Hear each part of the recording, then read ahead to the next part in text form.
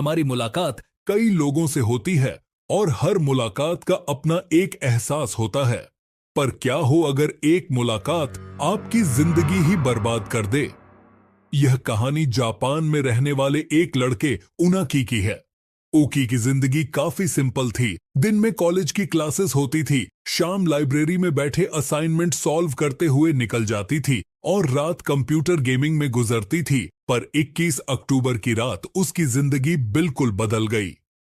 उनाकी अक्सर कॉलेज से सीधा लाइब्रेरी जाकर पढ़ाई करता था। उस दिन उनाकी काफी थका हुआ था, इसलिए उसकी आंख लाइब्रेरी में ही लग गई और जब आंख खुली तो उसने देखा कि घड़ी में रात के 12:30 बज रहे हैं।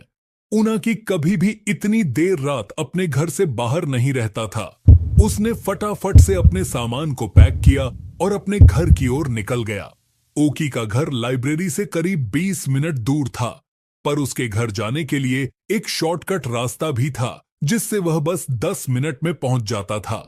लेकिन उसे सब लोग उस शॉर्टकट को लेने से अक्सर मना किया करते थे। उस शॉर्टकट वाले रास्ते पर कोई भी लैंप या रोशनी नहीं थी। उस रास्ते पर बिल्कुल अंधेरा रहता था और लोग कहते थे कि उस अंधेरे में अकाई ओना रहती है। अकाई ओना जापान का एक मिस्टीरियस हॉरर लेजेंड था। कहते हैं कि बहुत से लोगों को रात के अंधेरे में एक रेड ड्रेस में लड़की दिखाई देती है और उस लड़की के चेहरे को अगर कोई देख लेता है तो वह लड़की उसके पीछे एक साई की तरह पा जाती है। कई लोग या तो गायब हो गए या मरे हुए पाए गए, पर उनाकी अकाई ओना को बस एक हॉरर लेजेंड मानता था। और तो और वह पहले भी कई बार उस शॉर्टकट से घर गया था और उसे कभी ऐसा कुछ नहीं मिला। पर यह पहली बार था जब इतनी रात हो चुकी थी। उनाकी को बहुत तेज नींद आ रही थी और वह बिना कुछ सोचे उसी शॉर्टकट वाले रास्ते पर चल दिया। शुरुआत में उनाकी को उस रास्ते पर कुछ भी दिखाई दे रहा था, पर धीरे धीरे हल्की आसमान की रोशनी में उसे थोड़ा बहुत रास्ता दिखाई देने लगा। कुछ दूर चलते ही अचानक उनाकी को दीवार के पास एक औरत खड़ी दिखाई दी। उस औरत ने लाल रंग की ड्रेस पहनी हुई थी। नाकी को अचानक से घबराहट होने लगी। वो उस औरत का चेहरा देख नहीं पा रहा था और वो बस चुपचाप एक जगह खड़ी थी। उनाकी को बहुत अजीब लगा कि इतनी रात में यह औरत क्यों दीवार के पास खड़ी है। और तो और उसने एक लाल रंग की ड्रेस पहनी हुई है। उसे एक पल के लिए लगने लगा कि अकाई ओना का लेजेंड कहीं सच तो नहीं।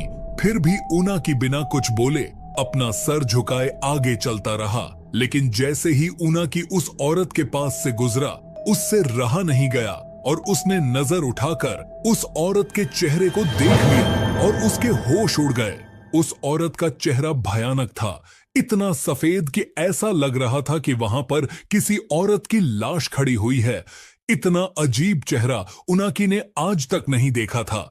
उनाकी उस औरत को देखकर बहुत डर गया और वहां से जल्दी से भाग गया। जैसे तैसे वो अपने घर पहुंचा। उनाकी ने जो देखा वो उसे भुला नहीं पा रहा था। उस औरत का चेहरा मानो उसके दिमाग के अंदर छप गया था। अगले दिन उनाकी अपनी उसी रूटीन के साथ जिंदगी जीने लगा, पर अब शाम होते ही उसके साथ कुछ अजीब होने लगा था। उसे ऐसा महसूस होता कि जैसे उसके आसपास कोई मौजूद है जो उस पर नजर गड़ाए बैठा हुआ है। ऐसी ही एक रात उनाकी अपने बिस्तर पर चादर ओढ़कर सो रहा था। तभी उसे ऐसा लगा कि जैसे किसी ने उसकी चादर को नीचे की तरफ से खींचा। उनाकी की नींद खुल गई। उसने सहमी नजरों से इधर उधर देखा तो उसे कुछ नहीं दिखा, पर तभी उसकी आंखों के सामने एक लाल परछाई तेजी से कमरे की खिड़की के बाहर चली गई। नाकी को अपनी आंखों पर विश्वास नहीं हो रहा था। उसे लग रहा था कि वह पागल होता जा रहा है।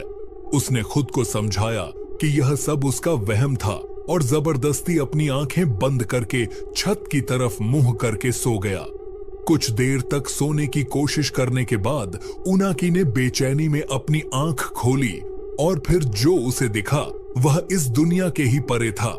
उसके कमरे की छत पर बिस्तर के ठीक पर वही लाल ड्रेस वाली लड़की दीवार से चिपकी हुई उसे घूरे जा रही थी। उनाकी जोर से चीखा और वहीं उसकी नींद खुल गई। नाकी को अब समझ आया कि वो असल में यह सब एक सपने में देख रहा था। उसका गला बुरी तरह सूख गया और पूरा शरीर पसीने पसीने में भीगा था। तभी वो उठकर पानी पीने लगा। पानी पीते हुए नाकी की नजर अपने कमरे की खिड़की पर गई और उसके हाथ से उसका पानी का गिलास छूट गया।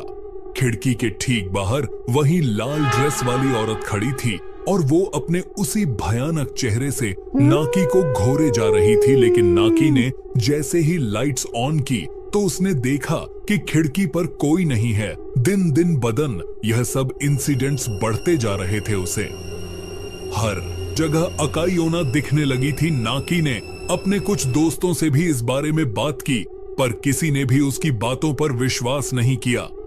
उसके दिमाग में यही चल रहा था कि कहीं वह अब गायब तो नहीं हो जाएगा। उनकी का डर बढ़ता ही जा रहा था। उसने डिसाइड किया कि वह पुलिस स्टेशन जाकर वहां से मदद मांगेगा, पर तभी उसे अपने घर के मेन गेट खुलने की आवाज आई। ऊना की हिम्मत करके बाहर देखने गया तो उसने देखा कि उसके घर का दरवाजा पूरा खुला हुआ था और बाहर से तेज हवाएं अंदर आ रही थीं। ऊनाकी ने अपने एक दोस्त को सब कुछ बताने के लिए फोन मिलाया। उनकी बस अपने साथ हुए इंसिडेंट्स के बारे में बोलता चला गया। तभी बात करते करते वह एकदम से रुक गया, क्योंकि उसे अपनी गर्दन के ऊपर किसी की सांसें महसूस हुई। ऊनाकी समझ गया कि उसके पीछे कोई खड़ा था। एकदम से उसे एक हाथ अपनी गर्दन पर आता हुआ महसूस हुआ। जब नाकी ने शीशे में देखा तो वह कांप उठा। अकाईयोना उसके ठीक पीछे खड़ी थी। नाकी ने घबराते हुए अपने दोस्त से फोन पर कहा, अकाना, वो मुझे लेने आई है, वो मुझे लेने आ गई है। कुछ ही देर बाद ऊनाकी का दोस्त उसके घर पहुंचा। ऊनाकी का पूरा घर तहस नहस हो चुका था। ऐसा लग रहा था कि जैसे घर के अंदर कोई तूफान आया हो। उसके दोस्त ने पूरा घर ढूंढा, पर ऊनाकी कहीं भी नहीं था। ऊनाकी अपने ही घर से गायब था और उस दिन के बाद वह कभी किसी को नहीं मिला। आज तक कोई नहीं जानता कि नाकी के साथ आखिर हुआ क्या था। कौन है अकाईयोना और क्यों वह जापान में लोगों को गायब कर रही है? इन सभी सवालों के जवाब तो हमारे पास नहीं है, पर हम सिर्फ इतना जानते हैं, अगर आपको कभी कोई ऐसी औरत किसी अंधेरी गली में खड़ी दिखाई दे तो वहां से वापस मुड़ जाना ही बेहतर है दोस्तों। अगली कहानी में मिलते हैं। धन्यवाद।